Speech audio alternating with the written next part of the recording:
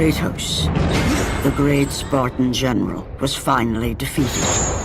Driven mad, tortured and uncertain of his surroundings, the warrior found himself captured like a fly in the web of the Furies.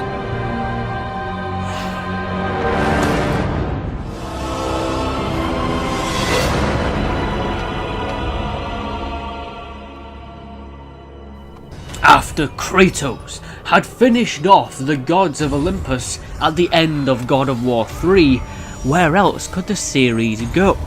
Well, apparently Santa Monica thought it would be a good idea to make a third prequel in the franchise that would be the first chronologically, taking place before everything that has come before. This game was God of War Ascension.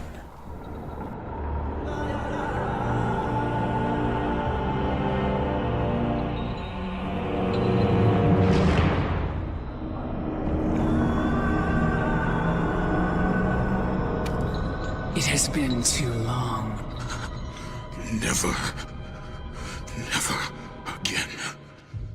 After Ares, the god of war, tricked Kratos, a Spartan general, into killing his own wife and child, he broke his blood oath with the god.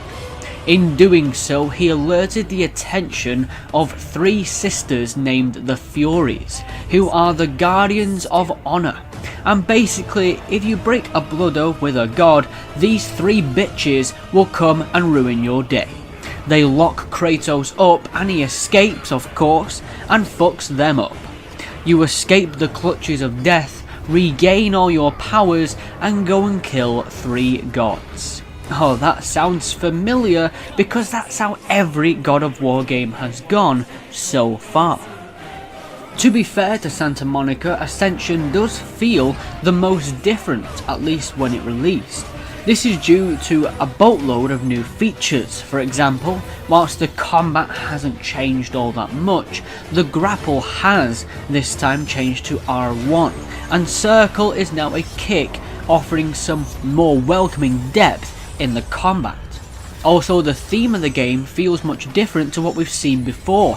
Environments are beautifully put together, offering some fantastic puzzle segments. And the enemy variety has changed up from being the now milked ancient Greek monsters. Ascension introduces these bug-like parasites that can turn people into zombie-styled creatures, and even giant elephant-looking beasts.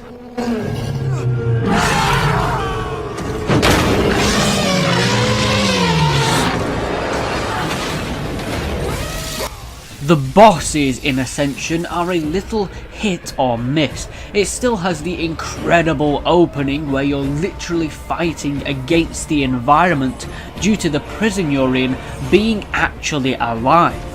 But the Furies never get to be as exciting to face like Ares or Zeus was from past games. Quick time events, which have been a staple of the series, have also been evolved a little into a minigame that allows you to hack away and then at the right moment using the analog stick to dodge your opponent's attacks. One element I don't understand was changed was the 4 powers you gain in your adventure. They usually are abilities like area of effect or a ranged attack. 3 had the awesome idea of giving us 4 weapons to switch between. But in Ascension, the 4 powers are merely elemental add-ons to your blades. Lightning, fire, ice, and so on. This feels like the cheapest addition, and couple that with the fact that your blades in this game feel much weaker, lacking the punch that made them so satisfying to use in the previous games, and it knackers the experience a lot with unsatisfying combat.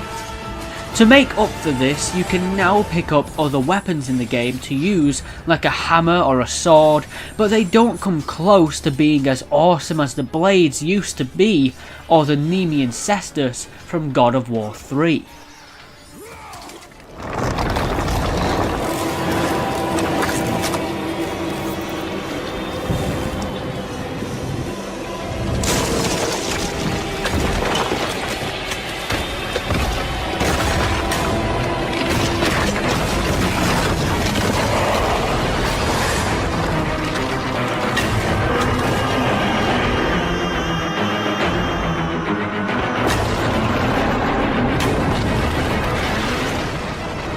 In the end, Ascension feels no more than a questionable entry in the series.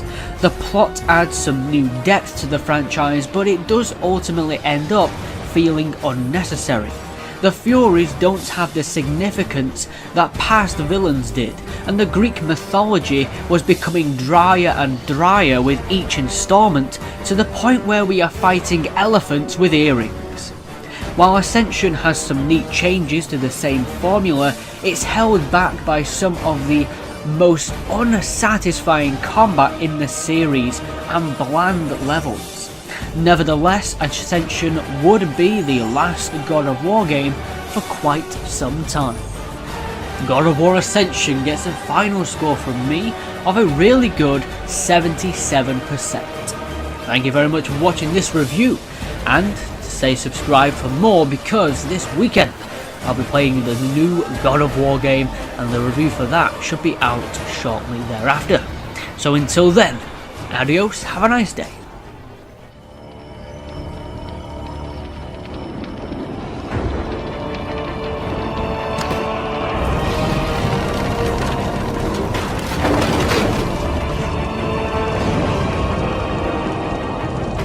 Now free of the Furies' madness, but still tortured by the truth of his past, Kratos left the only home he'd ever known and set out to undo all that he had wrought.